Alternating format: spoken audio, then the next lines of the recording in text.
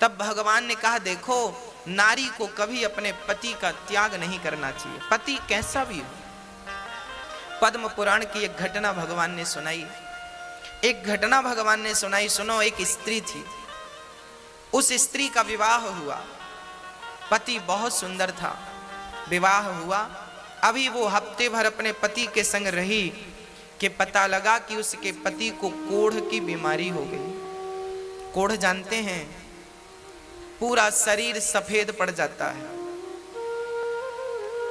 दो प्रकार का कोढ़ होता है, एक कोढ़ वो जो शरीर को सफेद कर देता है, एक कोढ़ वो होता है जो पूरे शरीर में चमड़ी को गला गला करके गिराता है और मावाद बन जाती है, पूरे शरीर में दुर्गंध निकलती है पूरे शरीर से।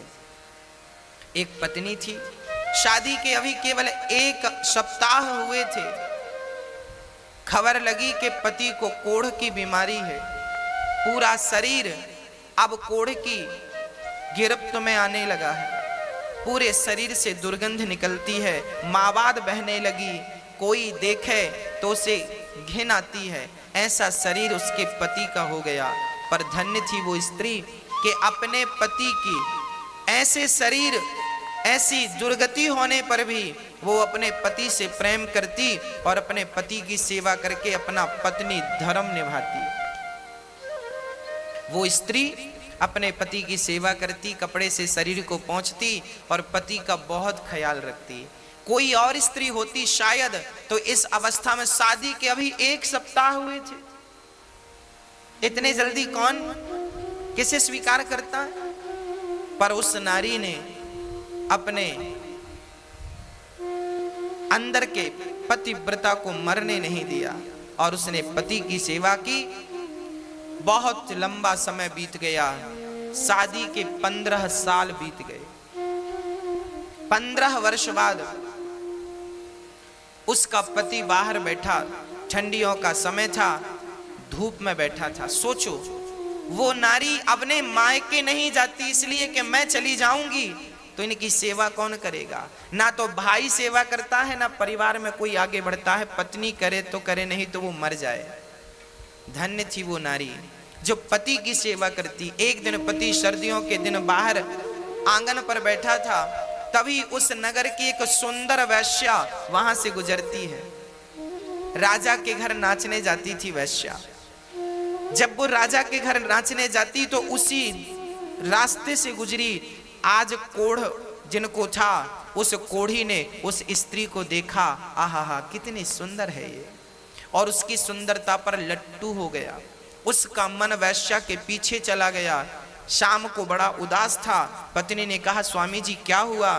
तब कह दिया, क्या बताऊं, आज यहां से वो स्त्री गई, उसके संग मेरा मन चला गया।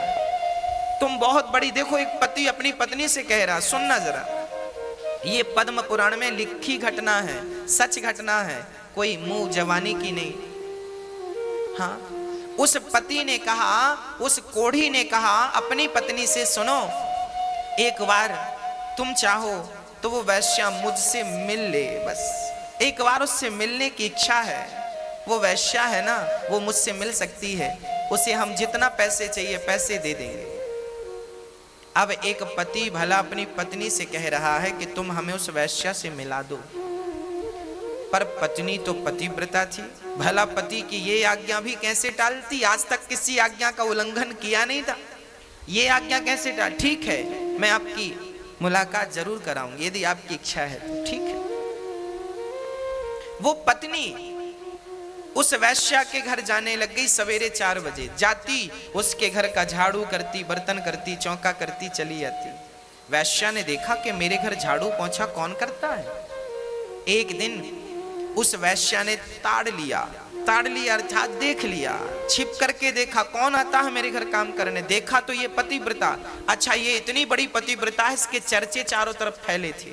लोग जानते थे कि फलाने की पत्नी बड़ी पतिव्रता है, पति को कोढ़ है, फिर भी वो सेवा करती है, घृणा नहीं करती, नफरत नहीं करती, उसे घिन नहीं आती। वैश्या चरणों में गिर पड़ी, देवी तुम इतनी बड़ी पतिव्रता हो, मेरे घर झाड़ू लगाओगी, पोंछा करोगी, तो मैं तो वैसी वैश्या हूं, मुझे नरक में भी शायद जगह ना मिले, तुम इतनी बड़ी पतिव्रता मेरे घर झाड़ू क्यों लगा रही हो, बताइए। तब वैश्या से कहा पतिव्रता स्त्री ने, देखो देवी, मेरे पति का मन तुम पे आ गया है, तुम मेरे पति को एक बार मिल लो और उनकी इच्छाओं को पूरा कर दो। जब इस प्रकार का निवेदन एक पतिव्रता नारी ने उस वैश्या से किया, वैश्या को पता था कि इसके पति को कोढ़ का रोग है, शरीर से दुर्गंध निकलती है, परंतु आप कह रही हो तो ठीक है, कल शाम के समय, कल रात्रि के समय आप अपने पति को मेरे घर ले आना, मैं उनसे जरूर मिलूंगी, भेंट करूंगी, ठीक है। अब ये पतिव्रता नारी अपने पति को ये समाचार सुनाती है कि वो आपको कल मिलेंगी। अब तो ये पति बड़ा प्रसन्न हो गया। दूसरा दिन हुआ, शाम हुई, चलने का इंतजार। अच्छा, ये कोढ़ी था, ज्यादा दूर चल नहीं सकता था, शरीर जर्जर था। हाँ, शरीर बीमार था ना, शरीर जर्जर था, शरीर तो जर्जर था पर मन चंगा था। कुछ दूर चला, पत्नी ने हाथ पकड़ करके अपने पति को चलाया, इसके बाद थक गया, कहने लगा मैं चल नहीं सकता पर मेरी इच्छा है उससे मिलने की। बैठ गया, रोने लगा। पत्नी ने कहा स्वामी जी रोइए मत, आप मेरे कंधे पर बैठकर चलिए। तब पत्नी ने अपने पति को अपने कंधे पर बिठाया। जरा दृश्य देखिएगा, ऐसा भारत और ऐसी पतिव्रताएं आगे मैं स्पष्टीकरण करूंगा। इस नारी ने अपने पति को कंधे पर बिठाया और वैश्या के घर जंगल के मार्ग से चली, गांव के भीतर से जाएगी, लोग क्या कहेंगे, पति को कंधे पर बिठाकर कहां जा रही हो, लोग हजार सवाल करेंगे। जंगल के मार्ग से जा रही है, कोई देख ना सके। पर उस जंगल में एक घटना और घटने वाली थी। क्या घटना थी? वहां पर एक संत बैठे थे। हाँ, वो संत, एक वहां का जो राजा था, उस राजा के घर में कुछ चोरों ने चोरी करी। चोरी करके धन संत की कुटिया पे छिपा दिया। राजा के सिपाहियों ने संत की कुटिया से धन को बरामद किया तो उन्हें लगा चोर ये बाबा ही है। तो उस संत को चोर समझकर राजा के सिपाहियों ने उसे सूल पर टांग दिया। सूल, पैना सा सूली अलग है, सूली मतलब फांसी, सूली अलग होती है, सूल अलग होता है। सूली, सूल पर एक पैना सा सूल कांटे की तरह जमीन पर गाड़ा और उसे उस सूल पर बिठा दिया। वो बाबा जी के शरीर में सूल चुभता हुआ नीचे से लेकर ऊपर सिर पे निकल गया। पर संत असली थे, समाधि असली थी, सूल उनका कुछ बिगाड़ ना सका। सिपाही राजा के वहां से भागे। बाबा जी रात्रि हो गई, सूल पर लटके रहे। अब ये पतिव्रता नारी अपने पति को कंधे पर बिठाकर जब ले गई तो इसे रास्ते में दिखाई ना पड़ा, अंधेरी रात थी। तो इस नारी के कंधे पर जो पति बैठे थे, पति का सिर बाबा जी के पांव से टकरा गया, क्योंकि बाबा जी सूल पर लटके थे, ऊपर थे, और इसका पति भी कंधे पर था। तो इनका सिर बाबा का पांव यूं टकरा गया, और जैसे ही टकराया बाबा की समाधि खुल गई। बाबा ने श्राप दे दिया, जिसने मेरी समाधि भंग की वो सूर्य उदय होते ही मर जाएगा। अब जैसे ये श्राप लगा तो कोढ़ी राम तो लगे रोने, मैं तो गया काम से। वो तो लगा रोने, वैश्या को भूला, सब कुछ भूला, लगा रोने, मैं तो गया काम से, मैं तो मर गया। पर वो पतिव्रता नारी, उसने कहा हे सूर्य भगवान, यदि मैं सच्ची पतिव्रता हूं और अपने पति के अतिरिक्त मैंने कभी किसी पराये पुरुष का स्वप्न में भी चिंतन ना किया हो, तो सूर्य भगवान जब तक मैं ना कहूं आप प्रकट ना होना, क्योंकि आप प्रकट होंगे तो मेरे पति मर जाएंगे। ये संत का श्राप है। तो सूर्य उदय ही नहीं होगा, कहानी खत्म। भक्तों, 24 घंटे बीत गए, 48 घंटे बीत गए, हाहाकार मच गया, सूर्य का आता पता नहीं। हाहाकार ब्रह्मलोक में मच गया, सूर्य क्यों नहीं निकल रहे हैं? सूर्य बोले मैं नहीं जाऊंगा, नहीं भस्म हो जाऊंगा उस नारी के कारण। वो इतनी बड़ी पतिव्रता है कि सूर्य की गति को रोक दिया उन्होंने, रुक गए सूर्य भगवान, स्थित हो गए, स्थिर हो गए। ब्रह्मा विष्णु महेश दौड़े दौड़े आए, देवी क्या कर रही हो, प्रकट होने दो ना, मेरे पति मर जाएंगे। तब अनुसुईया माता को पता लगा, वो आई और अनुसुईया माता ने कहा, देवी तेरे पति को मैं जीवित करूंगी, तू आने दे। सूर्य भगवान को जब आने दिया, सूर्य उदय हुआ, श्राप के कारण पहली किरण पड़ते ही उसके पति मर गए। तब अनुसुईया ने कहा कि हे प्रभु, यदि मैं अनुसुईया सच्ची पतिव्रता हूं तो इसका मरा हुआ पति जीवित हो जाए। कहकर जल छोड़ा, परिणाम क्या हुआ, मरा हुआ पति जीवित हो गया, कोढ़ का रोग था वो समाप्त हो गया और सुंदर सा पुरुष खड़ा हो गया। विमान आया, दोनों शरीर सहित भगवान के निज धाम को चले गए। एक पत्नी चाहे तो पति कैसा भी हो, उस पति का भी कल्याण कर सकती है। हाँ, अब यहां कई बार ये प्रश्न लोग करते हैं कि गुरुजी, खासकर हमारी माताएं ये प्रश्न करती हैं कि गुरुजी हम तो बहुत अच्छी हैं, हम तो पति को भगवान मानती भी हैं और वास्तविक में स्त्रियां मानती भी हैं बहुत सारी, पर हमारा पति ही अच्छा नहीं है तो क्या करें। मैंने ये कथा आपको इसलिए ही तो सुनाई कि आवश्यक नहीं है कि आपका पति अच्छा हो। ये इसका पति कौन सा अच्छा था, ये वैश्या की डिमांड कर रहा है, ये अच्छा है। आपका तो शायद इतना गंदा भी नहीं होगा कि आप इससे कहे कि मुझे वैश्या के घर छोड़ दो। तो ऐसे घटिया पति थे इनके, पर ये पतिव्रता थी। देखो मेरी माँ, आप अच्छी हो, आप सही मार्ग पर हो, जमाना गलत है तो रहने दीजिए, आप सही मार्ग पर रहिए, आप सही हैं तो ठीक है, जमाना गलत है तो क्या हम भी गलत हो जाएं उनके साथ ना। यदि बिच्छू अपना डंक मारने का धर्म नहीं छोड़ती, यदि वो अपना धर्म नहीं छोड़ती, तो हम इंसानों को अपना धर्म नहीं छोड़ना चाहिए। स्त्री का धर्म है पति की सेवा करना और पुरुष का धर्म है कि नारी का सम्मान करे। ये पुरुषों का धर्म बोल रहा हूं। यत्र नार्यस्तु पूज्यन्ते रमन्ते तत्र देवता तत्रैतास्तु न पूज्यन्ते सर्वास्तत्र फलाक्रिया। जिस घर में नारी का सम्मान आदर होता है, उस घर में देवी देवताओं का, लक्ष्मी का वास होता है। जिस घर में नारी का सम्मान नहीं होता, उस घर में बहुत ज़्यादा बाधाएं होती हैं, उत्पन्न होती हैं, समस्याएं होती हैं, अशांति बनी रहती है। कई बार ना आपने देखा होगा, लोग कहते हैं कर्म ही पूजा है। क्या है? कर्म ही। गीता में ये बात लिखी है, कर्मण्येवाधिकारस्ते मा फलेषु कदाचन।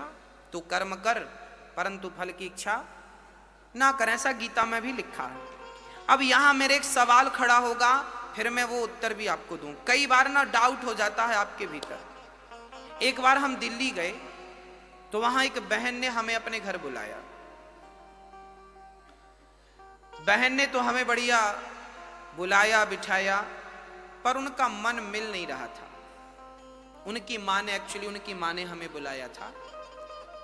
कथा चल रही थी बाजू में, वो कथा सुनने आई। माँ को अच्छा लगा तो मम्मी ने हमें इनवाइट किया, गुरुजी 2 मिनट के लिए आना। हम गए। जब हम उनके घर गए तो उनकी बेटी कुछ उखड़ी उखड़ी थी। हमने बहन की तरफ देखा, पूछा, बहन आपको क्या हुआ? हमारे आने से आप खुश नहीं हैं क्या? क्या हुआ आपको? बोले महाराज जी नहीं, हमारी माँ सत्संग करती है, कथा में जाती है, हमारा मन नहीं करता कथा में जाने का।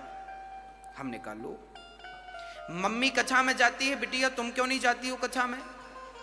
बोले गुरुजी मैं कथा में विश्वास बिल्कुल नहीं रखती। मैंने कहा फिर कहां रखती हो? बोले मैं कर्म में विश्वास रखती हूँ, कर्म करती हूँ। कर्म करो बस, कर्म ही पूजा है। अब मैंने सोचा कि इसकी अज्ञान की आंखें बंद कर दूं और ज्ञान की आंखें। तब मैंने उस बेटी को अपने सामने चेयर पर बिठाया। मैंने कहा 5 मिनट का मुझे समय दो और तुम यहाँ बैठ जाओ। अब वो बैठ गई मेरे सामने। अब हमने उस लड़की से कहा कि आप कहती हो कर्म ही पूजा है। अब हमने उससे प्रश्न किया कि बेटा ये बताओ कि कर्म क्या है? कर्म क्या है? आप लोग भी कई बार कहते होंगे कि कर्म ही करते रहो। भगवान भी कर्मों का ही फल देते हैं। जब हम अच्छा करेंगे तो अच्छा फल मिलेगा, बुरा करेंगे तो बुरा फल मिलेगा। जब हमारे कर्मों का ही फल हमें मिलना है तो फिर हम भगवान की भक्ति क्यों करें? बात बिल्कुल सही है। एक अज्ञानी आदमी यदि ऐसी बातें करे तो कोई अतिशयोक्ति नहीं है, आश्चर्य नहीं है, बात ठीक है, तर्क संगत बात है। अब मैं इसके समाधान की ओर आपको ले जाता हूं। मैंने उस लड़की को सामने बिठाया, मैंने कहा बहन ये बताओ कि कर्म क्या है? उसने कहा कि कर्म है सेवा करना, माँ बाप की सेवा करना, कर्म है पति की सेवा करना, कर्म है बच्चों को नहलाना धुलाना, स्कूल भेजना, उन्हें पढ़ाना लिखाना, खड़ा करना, ये कर्म है। हमने कहा बिल्कुल ठीक। अब हमने कहा कि देखो बहन, कर्म सब कुछ है।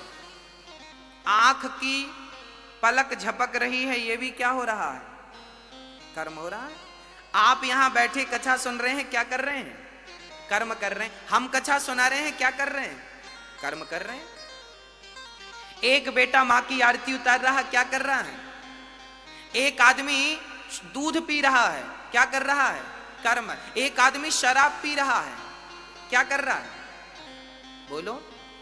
दूध पीना भी कर्म है, तो शराब पीने वाला कहेगा मैं अपना कर्म कर रहा हूं। तो शराब पीना भी क्या है? तो गांजा पीना क्या है? ये तंबाकू खाना क्या? वो कहेगा हम तंबाकू अपना कर्म कर रहे हैं। मतलब संसार में जो है सब कुछ कर्म है। जो आप कर रहे हैं वो सब क्या है? यहां तक कि हमारा दिल धड़क रहा है, वो अपना कर्म कर रहा है। हमारा खून नासिका में दौड़ रहा है, हमारा खून दौड़ रहा है नसों में, वो रक्त क्या कर रहा? अपना कर्म कर रहा है। भाई कर्म तो जो आप कर रहे हैं सब, माँ की सेवा करना भी कर्म है। और कोई बेटा माँ को हाथ पकड़ के घर से निकाल दे तो वो भी एक कर्म ही है। बोलो क्या है? समझ, इतनी बात समझ में आई तो मैं आगे समझाऊं। समझ में आ गई? संसार में हर चीज, पलक झपकना भी कर्म है, बोलना भी कर्म है, सुनना भी कर्म है, एक पांव रखा आपने वो भी एक कर्म है। अभी कलश यात्रा में आप गए थे, वो भी क्या कर रहे थे आप? कर्म था। कर्म तो न्यूट्रल है, वो कर्म सब कुछ है। अब आगे चलते हैं। अब हमने कहा बहन तू कहती है कि हम तो कर्म पे बिलीव करते हैं। हमने कहा बहन कर्म तो सब कुछ है भाई, परंतु अब आपको धर्म बताएगा कि कौन सा कर्म करना है और कौन सा कर्म नहीं करना। अब देखिए धर्म क्या है? धर्म है दर्पण, धर्म है दिया। धर्म बताता है कि ये करने योग्य है और ये करने योग्य। मां की सेवा करना तो कर्म करो, पर मां की कभी भी आलोचना ना करो, मां का कभी भी तिरस्कार, ये वाला कर्म ना करना। सच बोलना भी कर्म है और झूठ बोलना भी कर्म है, पर धर्म कहता है कि सच बोलने का कर्म तो करना, पर झूठ बोलने का अधर्म ना करना। ये कर्म तो सब कुछ है। अब आपको डिसाइड ये करना है कि कौन सा कर्म करने योग्य है। शास्त्र यही तो कहते हैं, वेद यही तो बताते हैं कि क्या करने योग्य है और क्या करने योग्य नहीं है। चलिए आपको और डीपली समझाते हैं। हमारी माताएं पुराने जमाने में जब गेहूं साफ करती थी ना, तो एक सुपड़ा होता था, सूपा, ऐसे ऐसे, क्या बोलते आप लोग? छावड़ा। हाँ आप समझ रहे हैं, सूप बोलते, सूपा बोलते हैं, सुपड़ा बोलते हैं, सारी चीजें हैं। वो क्या होता है मेरी माँ, उससे ना हमारी माताएं गेहूं डालती हैं उसमें और साफ करती हैं। उसमें से क्या करती हैं, मिट्टी मिट्टी अलग हो जाती है, भूसी अलग हो जाती है। जैसे गेहूं जब लिया था सुपड़े में तो गंदा था, पर साफ करने के लिए सुपड़े को हिलाया तो साफ हो गया। ऐसे ही सारा कुछ कर्म है, पर जब धर्म का सुपड़ा आप लेकर उस कर्म को छानेंगे तो धर्म धर्म अलग हो जाएगा, अधर्म अधर्म अलग हो जाएगा, अच्छा अच्छा कर्म अलग होगा, बुरा बुरा कर्म। अब उसमें से क्या आपको करना और क्या आपको नहीं करना। अब आगे चलते हैं। अब प्रश्न ये खड़ा हो गया कि महाराज जी जब अब गीता में और रामचरितमानस में लिखा है कि कोऊ ना काहू को सुख दुख कर दाता, निज कृत कर्म भोग सब भ्राता। ये रामचरितमानस में श्री लक्ष्मण जी ने साधराज को समझा रहे हैं कि कोऊ ना काहू को सुख दुख कर दाता, कोई किसी को सुख नहीं देता, कोई किसी को दुख नहीं देता। सुख दुख अपने कर्मों का ही फल है। जैसा कर्म करोगे वैसा, पेड़ बोए बबूल का तो आम कहां से आए, जैसी करनी वैसी भरनी। अच्छा कर्म करोगे अच्छा, बुरा कर्म करोगे। उस लड़की ने हमसे यह प्रश्न किया। उस लड़की ने कहा कि महाराज जी, जब हम अच्छा करेंगे तो हमें अच्छा मिलेगा, बुरा करेंगे तो बुरा मिलेगा, फिर भगवान की भक्ति क्यों करें? जब कर्मों का ही फल हमें भोगना है तो फिर भगवान की जरूरत क्यों है? अब हमने उसको इस प्रश्न का उत्तर दिया। हमने कहा बहन, बात ऐसी है, एक गुरु के दो चेले थे, एक गुरु के दो शिष्य थे। एक शिष्य वैश्या के घर जाता था और दूसरा शिष्य कथा में जाता था। एक कथा सुनता था, एक वैश्या का मुजरा देखता था, नाच देखता था। एक दिन वो वैश्या के घर से लौटा तो उसे ढेर सारा सोना रास्ते में पड़ा हुआ मिल गया, माला माल हो गया। और ये जो सत्संग करने गया था, ये बाहर गया तो इसके पांव पे लोहे की कील लग गई, आर पार हो गई, हड्डी फाड़ती हुई निकल गई, लोहे की कील। लंगड़ाता लंगड़ाता गुरु के पास गया, गुरु जी देखो आपके भगवान ने क्या किया, उनका न्याय गलत है क्या? गुरु जी ने कहा बेटा ऐसा तो नहीं है। तो चेले ने कहा कि वो वैश्या के घर जाता था, उसे सोना मिला, मैं सत्संग में जाता था तो लोहे की कील मिली।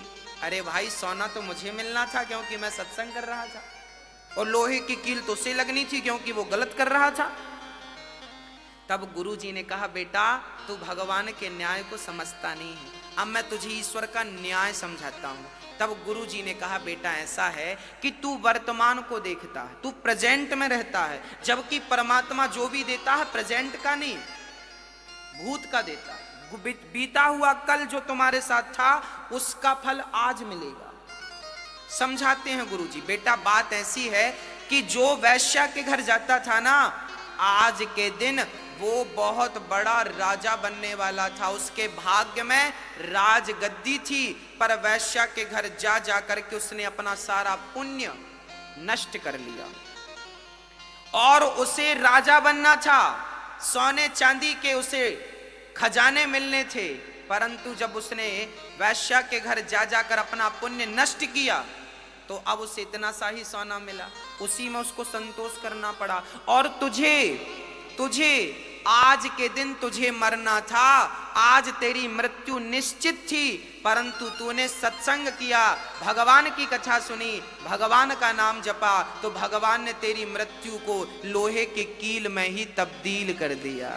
ये ईश्वर का न्याय है, ईश्वर का। तुम्हें तुम्हारे कर्मों का ही फल मिलेगा, याद रखना, तुम्हें तुम्हारे कर्मों का फल मिलेगा, परंतु भगवान यदि मेहरबान होंगे तो तुम्हारे भाग्य में, यदि सुदामा के भाग्य में जीवन भर की दरिद्रता थी, परंतु भगवान की शरण में गए तो वो दरिद्रता सुदामा के मरते दम तक दरिद्रता थी, पर जब भगवान की शरण में गए तो उस दरिद्रता को मिटाकर दो लोगों का मालिक बना दिया कि नहीं? हाँ, तो परमात्मा की शरण में जब हम जाएंगे तो हम पापी हैं, भगवान की शरण में जाएंगे तो वो हमारे सारे पापों को, संसार भव सागर तुम पार नहीं कर सकते। क्या होता है, मेरी माँ छोटे छोटे बच्चों को जब आप उंगली पकड़ के चलाते हैं ना, तो रास्ते में छोटे छोटे गड्ढे मिलते हैं। जब छोटे छोटे गड्ढे मिलते हैं तो मम्मी छोटे से बच्चे को क्या करती है? क्या करती है? गोद में लेती है और पार करा देती, गड्ढा पार हुआ तो फिर उतार देती है। जैसे माँ बच्चे को गड्ढा गोद में लेकर पार कराया, ऐसे भगवान की शरण में रहोगे तो भव सागर गोद में लेके पार करा देंगे, पता नहीं लगेगा कि कब पार हो गए। ये उनकी शरणागति में ही संभव है, हमारी और आपकी भक्ति में ताकत नहीं है कि हम उन्हें पा सकें। उनकी कृपा होगी तो उन्हें पाया जा सकता है, अन्यथा हम में ऐसी कोई खास बात हम में कोई योग्यता नहीं है। ईश्वर को अकारण करुणा वरुणालय कहते हैं। जो अकारण करें, बिंदु जी महाराज लिखते हैं, न जाने कौन से गुण पर दयानिधि रीझ जाते हैं। यही सदग्रंथ कहते हैं और यही हरिभक्त गाते हैं। न जाने कौन से गुण पर दयानिधि रीझ जाते। इसलिए आप भी कर्म तो करिए, पर कर्म के साथ भगवान से जुड़े रहने में कोई नुकसान नहीं। कर्मों का फल तो मिलेगा, पर भगवान साथ में है तो तुम्हारे पक्ष में ही निर्णय होगा, बस ये मान लो। अर्जुन ने महाभारत लड़ा, क्या कृष्ण ने अर्जुन का गांडीव पकड़ के एक भी बाण चलाए? पूरे महाभारत में एक भी बाण चलाए क्या? पितामह भीष्म के सामने रथ का पहिया लेके दौड़े थे केवल एक बार बस। बाकी पूरे महाभारत में कृष्ण ने एक भी बाण किसी पर चलाए हो तो बताओ? नहीं चलाए ना। बिना बाण चलाए अर्जुन को क्या करते रहे? केवल मार्ग बताते रहे। कर्म तुझे ही करना पड़ेगा, पर तेरे कर्म के साथ जब गोविंद की कृपा जुड़ती है ना, तो कहते हैं ना, चलना तो एक पांव से भी होता है, पर दोनों पांव हो तो बात ही कुछ और है भक्तों। ऐसे पहला पांव है कर्म और दूसरा पांव है धर्म।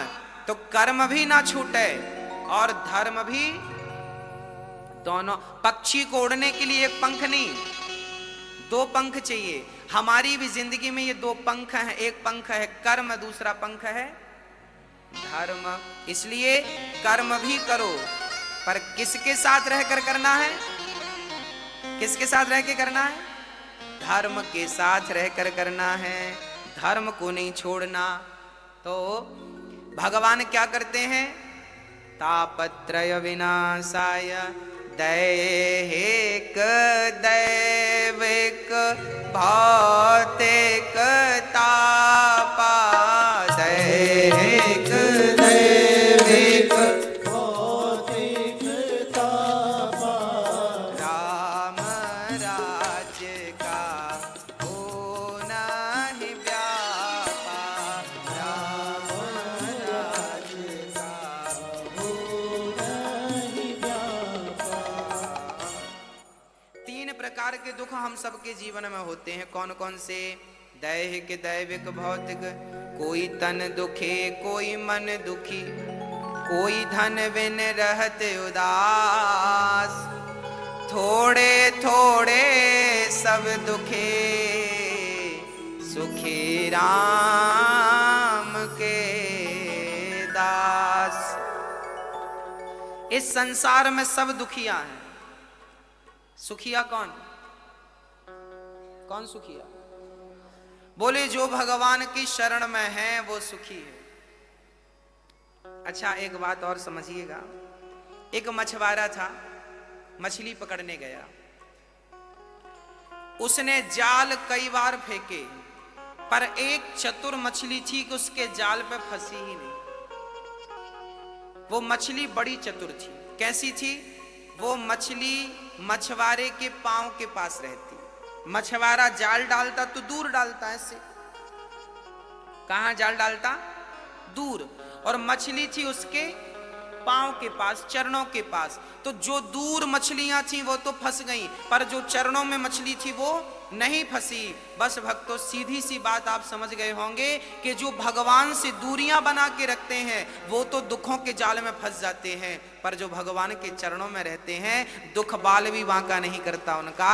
इसलिए कभी भी किसी भी हाल में भगवान के चरण, भगवान की शरण ना छोड़िए।